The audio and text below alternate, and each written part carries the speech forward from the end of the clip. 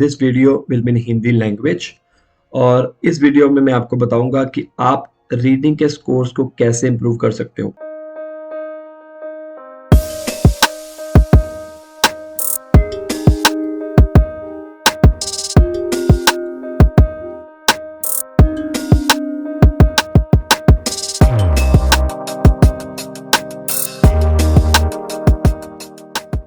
Basically ये video मेरे 2 subscribers ने कमेंट किया है, उनके बेसिस के ऊपर बन रही है और दोनों के जो क्वेश्चंस हैं वो रीडिंग के रिलेटेड हैं। मे बी आपके भी ये क्वेश्चंस हो सकते हैं क्योंकि सभी स्टूडेंट्स के कॉमन क्वेश्चंस ही होते हैं पीटी को लेकर और खास तौर के ऊपर रीडिंग को लेकर। रीडिंग एक ऐसा पार्ट है जो टफेस्ट पार्ट माना जाता है। तो आज हम सॉल्व करेंगे आपकी कुछ क्वेश्चंस। अगर आपके मन के भी अंदर कोई क्वेश्चंस है तो मेरे चैनल पे जाकर किसी वीडियो में जाकर आप कमेंट करिए, हम उसके ऊपर वीडियो बनाएंगे और आपको बताएंगे कि इसका क्या सलूशन हो सकता है। तो ये देखिए, ये मेरा कमेंट सेक्शन है जी, जो स्टूडेंट्स ने क्वेश्चन पूछा है। फर्स्ट क्वेश्चन पूछा है सुदीप गयावली, उन्होंने पूछा है sir if we ignore fully reading both filling the blanks then can we get over 52 in reading in real PTE exam। और दूसरे ने पूछा है क्रिंस काकादिया जी ने पूछा है hello sir my PT score speaking 66 है, इनके राइटिंग 60 हो गए, रीडिंग 47 और लिसनिंग ओनली 61। अगर तो इनका टारगेट 50 का है तो सिर्फ 3 मार्क्स से रह गए हैं। तो अगर आपका टारगेट 65 का है, अगर आप मेरी वीडियो देख रहे हो तो आप बहुत दूर हैं, राइट। तो अब हम इसको एनालाइज करते हैं इन दोनों क्वेश्चंस को। मैं इसको कॉपी करके यहां पर लेके आता हूं। यस, तो पहला क्वेश्चन जिसका आपको आंसर मैं देता हूं ये इनका स्कोर कार्ड है। आप भी अपना स्कोर कार्ड एनालाइज करवा सकते हैं हमारे से। कमेंट सेक्शन में लिखिए, एनेबलिंग स्किल्स भी लिखिए और स्पीकिंग राइटिंग रीडिंग स्कोर्स जो है वो भी लिखिए। Definitely I will make a video, आपको थोड़ी सी हेल्प होगी, राइट। तो सबसे पहले हम बात करते हैं रीडिंग के स्कोर्स की। रीडिंग के स्कोर्स होते किसमें? रीडिंग स्कोर्स मैं सभी के लिखने वाला हूं, स्पीकिंग से लेकर लिसनिंग तक। रीडिंग में सबसे पहले स्कोर है जी रीड अलाउड के, RA लिखूंगा मैं। दूसरा आता है समराइज रिटन टेक्स्ट, ये आ गया summarise sorry highlight incorrect word listening में और हाईलाइट करेक्ट समरी, ये भी लिसनिंग में, राइट। ये रीडिंग के मॉड्यूल ना होते हुए भी इनके अंदर रीडिंग के स्कोर्स होते हैं फर्स्ट ऑफ ऑल। अब हम करते हैं रीडिंग पीटी रीडिंग मॉड्यूल। इसके अंदर कौन कौन से पार्ट आते हैं? Multiple choice multiple answer, multiple choice single answer, reorder paragraph, fill the blanks, 2 तरह के, filling the blanks, reading and writing. और आपको इसका सलूशन भी दूंगा, ठीक है, ध्यान से इस वीडियो को देखना, ओके। तो सबसे पहले बात हम करते हैं स्कोरिंग की। उस स्कोरिंग से ही 2 क्वेश्चन सॉल्व हो जाएंगे। फर्स्ट क्वेश्चन आपको मैं याद करवा देता हूं कि अगर हम ये 2 सेक्शंस छोड़ देते हैं, इसको मैं रेड में रखता हूं, छोड़ देते हैं तो क्या हमारे 52 स्कोर्स तक आ सकते हैं? गाइस, मैंने पीटी रीडिंग मॉड्यूल का ऑफिशियल मॉक टेस्ट दिया था और उसमें मेरे स्कोर्स आए थे 48 स्कोर्स आए थे। और हमारी जो लिसनिंग है और सॉरी रीडिंग है वो है 90 की। अगर हम 48 में से 48 अगर इसके हैं और 90 इसको कर दें 90 में से, तो बचे कितने हमारे पास? 42 मार्क्स इन 4 सेक्शन में बचे, राइट।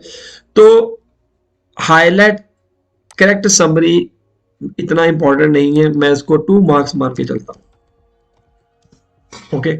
ये 2 क्वेश्चन ही आते हैं तो इसको 40 मार्क्स हैं।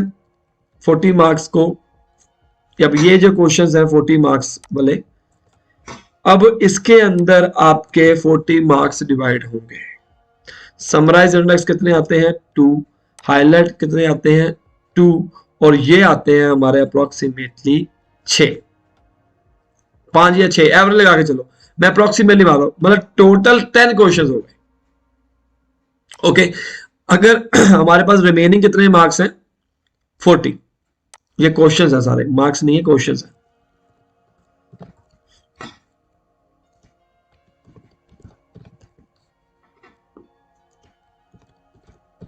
ये इंपॉर्टेंट सेक्शन है। अगर मैं मान के चलूं कि आपके ये जो दो नंबर है वो गलत है, ये सारे के सारे हमारे हाथ में है। ओके, इन सभी का है टोटल 40 और 10 क्वेश्चंस है, मतलब 40 डिवाइड बाय 10, एक क्वेश्चन कितने का हो गया? 4 मार्क्स का। 4 मार्क्स का एक क्वेश्चन हो गया, ठीक है। 40 मार्क्स आपके ये आ गए, आपने मान लीजिए 100% आपने सही कर दिया। वैसे ऐसे कभी होता नहीं है, पर ये हमारे हाथ में है। जो लोग कहते हैं ना मैं रीडिंग में स्कोर्स कैसे इंप्रूव करूं, वो इसके ऊपर फोकस हो, ये 3 सेक्शंस के ऊपर।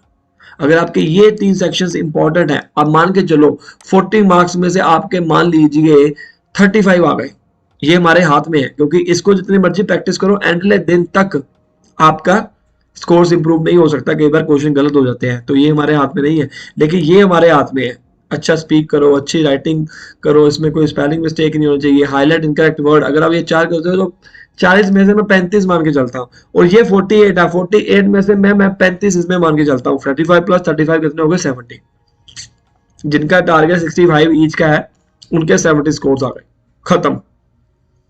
बट अगर आपका टारगेट 79 का है तो आपको इसमें भी 40 स्कोर लेने पड़ेंगे, और इसमें तो पूरे के पूरे लेने पड़ेंगे। ऑब्वियसली बात है, अगर टारगेट हाई है तो हमारे को मेहनत भी ज्यादा करनी पड़ेगी। ये 2 सेक्शंस अनइम्पोर्टेंट है, ठीक है। इन 2 सेक्शंस के ऊपर ध्यान मत दो, ये वाले 2 सेक्शन और ये हाईलाइट क्रैक समरी, ये टाइम वेस्टेज है। पीटी चाहता है कि इसके ऊपर आप टाइम वेस्ट करो और आपका जो स्कोर्स है वो कम आ जाए, ताकि आपको बाकियों के लिए टाइम ना मिले। सो इसके ऊपर टाइम वेस्ट मत करना, 1 मिनट लगाना बस। अगर 79 टारगेट है, 65 है, इसको देखना ही नहीं, कुछ भी सिलेक्ट करो तो देखना ही नहीं इसको, अगर 65 या उससे नीचे है तो। अब कहने का मुद्दा ये है कि 52 स्कोर्स आ सकते हैं अगर हम इन दोनों को छोड़ के, उसका आंसर है नहीं। खुद समझदार हो। देखो, आप 40 अगर इसमें से पूरा कर लेते हो और उसके बाद मैं 100% मान के चलता हूं, 100% आएंगे नहीं, 40 मार्क्स इसमें पूरा कर ले, 12 नंबर चाहिए आपको। वो 12 नंबर कैसे लोगे? इसमें नहीं होते 12 नंबर। ये 2 क्वेश्चंस आएंगे, वो 8 या 9 का आएगा, मैं 100% सही मान के चल रहा हूं। मतलब कहने का है कभी भी आपके 52 स्कोर्स नहीं आ सकते, एज पर माय एक्सपीरियंस, जो मैंने प्रूव्ड कर दिया है। मैं ये सारी अप्रोक्सीमेशन आपको दे रहा हूं कि इतने स्कोर्स आएंगे आपके, पीटी ऑफिशियल मॉक टेस्ट जो मैंने दिया था उसके अकॉर्डिंग। अब हम बात करते हैं, आपको पहले क्वेश्चन का आंसर मिल गया, आंसर है नहीं कि 50 स्कोर्स नहीं, 52 स्कोर नहीं आ सकते। अगर आपने फिल द ब्लैंक्स छोड़े, आपको करना पड़ेगा। ओके, अब हम बात करते हैं इस स्कोर कार्ड की जो स्टूडेंट ने भेजा है। सबसे पहले, अगर आप भी स्ट्रगल कर रहे हैं या आपने स्कोर कार्ड एवेलुएट करवाना है, नीचे कमेंट सेक्शन में जरूर करिए अपना, तो मैं आपको एक वीडियो बनाऊंगा, एक कॉमन वीडियो के सभी को देख के आपको पता लगेगा कि आपकी प्रॉब्लम किस में है। देखो, अगर तो आपका टारगेट 65 ईच है तो आपको सभी मॉड्यूल्स के ऊपर ध्यान देने की जरूरत है, क्योंकि आप कोसों दूर हो। ये मत सोचो मेरी स्पीकिंग में 66 आ गए, बहुत सारे ऐसे स्टूडेंट्स हैं 66 स्पीकिंग में आ गए, लिसनिंग में 61 आ गए, राइटिंग में 60 आ गए, रीडिंग में 47 आ गए, तो आप सोचोगे कि मेरी प्रॉब्लम सिर्फ रीडिंग में। अगर आपका टारगेट 65 ईच का है, ठीक है ना, क्योंकि बाकियों में कौन सा आपने 70 प्लस ले लिए, सारे मॉड्यूल्स में आपस में इंटरलिंक्ड होते हैं गाइस। अगर इंटरलिंक्ड होते हैं तो ये मत सोचो कि नजदीक नजदीक आ गए। कई बच्चों के मैंने देखे हैं स्कोर कार्ड, स्पीकिंग में 70, बाकियों में 61, 62, 63। मेरी स्पीकिंग तो अच्छी है, अरे भाई स्पीकिंग में लिसनिंग और रीडिंग के स्कोर्स होते हैं, लोगों के 90 आउट ऑफ 90 आ जाते हैं फिर भी स्पीकिंग में, और बाकी सेक्शन में 65 ईच नहीं आते। आप तो 70 के ऊपर शोर डालने लग गए हो। प्रॉब्लम को समझो, इग्नोर मत करो, हवा में बातें मत करो। लिसनिंग 61 आ गया,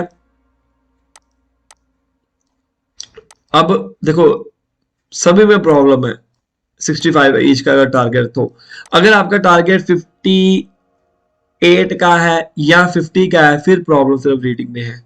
तो रीडिंग को इम्प्रूव करने के लिए ये सारी चीजों के ऊपर ध्यान दीजिए जो मैंने दिया है, इन 4 सेक्शंस के ऊपर ज्यादा ध्यान दीजिए, अच्छे स्कोर्स आने के चांसेस ज्यादा हैं। और ये तो इम्पोर्टेंट ही है, अगर इसमें से हमारे 50% गलत भी हो जाते हैं तो भी हमारे 50 ईच आराम से आ जाएंगे। लेकिन आपके ये सेक्शन ही अच्छे होने चाहिए, क्योंकि आपके स्पीकिंग के सिर्फ 66 हैं, तो मतलब आपकी गलती इस बाकियों में भी हुई है। और इस बार तो स्कोर आ गए, लेकिन अगली बार क्या, बहुत सारे ऐसे स्टूडेंट्स हैं जो पहली दफा कहेंगे, फिर उनके मार्क्स ना नीचे जाते जाते हैं, डिक्रीज होते रहते हैं और उनको पता नहीं लगता।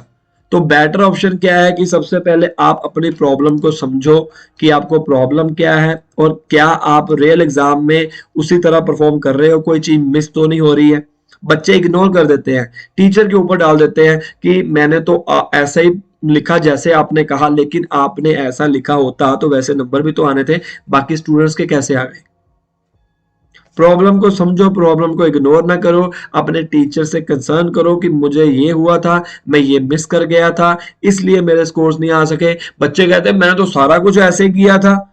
अरे भाई, जब धीरे धीरे टीचर पूछने लगता है ना, मेरे पास ऐसा होता है, कई बच्चे मेरे भी तो फेल होते हैं, ऐसी बात नहीं है कि सारे पास ही होते हैं, वो तो हर किसी के होते हैं।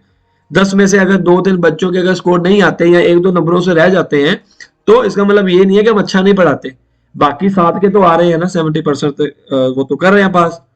तो बच्चों को पता सारा कुछ होता है, लेकिन उनको प्रॉब्लम के बारे में नहीं पता चलता, मिस करके चीज नंबर नहीं आएंगे।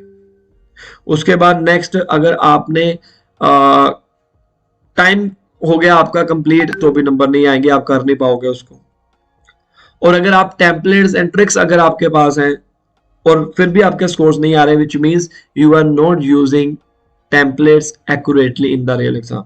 कई बच्चों के पास टेम्पलेट ट्रिक्स होते हैं फिर भी स्कोर नहीं आते। तो अगर आप भी इसी प्रॉब्लम से जूझ रहे हो, अपना स्कोर कार्ड नीचे कमेंट करो, हम उसके ऊपर डेफिनेटली वीडियो बनाने की कोशिश करेंगे ताकि आपको पता लगे। बाकी बार बार रिस्क ना लो, अच्छी कोचिंग लेकर पेपर दो। मेरे स्टूडेंट्स के स्कोर कार्ड देखिए, कम समय में हमने अच्छे स्कोर्स निकाले हुए हैं, होपफुली आपके भी आ सकते हैं। हम 3 लैंग्वेजेस में कोचिंग देते हैं, Hindi, English, Punjabi.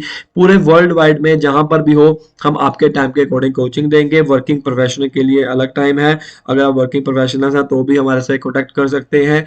House wives हैं, जो भी है, आप ऑनलाइन कोचिंग का बेनिफिट ये है, घर पे बैठ के अपने टाइम के अनुसार बैच क्लास भी है, 1-to-1 क्लास भी है, और मैं आपको सिर्फ ज्यादा से ज्यादा 4 हफ्ते की कोचिंग दूंगा। ओनली 4 वीक्स कोचिंग में बच्चा तैयार हो जाता है, चाहे उसका लेवल 0 है।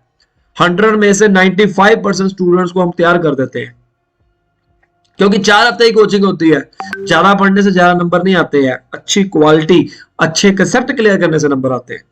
मोबाइल फोन आपकी आंखों के सामने है, अगर आपके मन के अंदर कोई क्वेश्चन है, कोचिंग को लेना चाहते हैं ऑनलाइन, तो सामने दिए गए नंबर के ऊपर कॉल करिए, व्हाट्सएप करिए। Best of luck.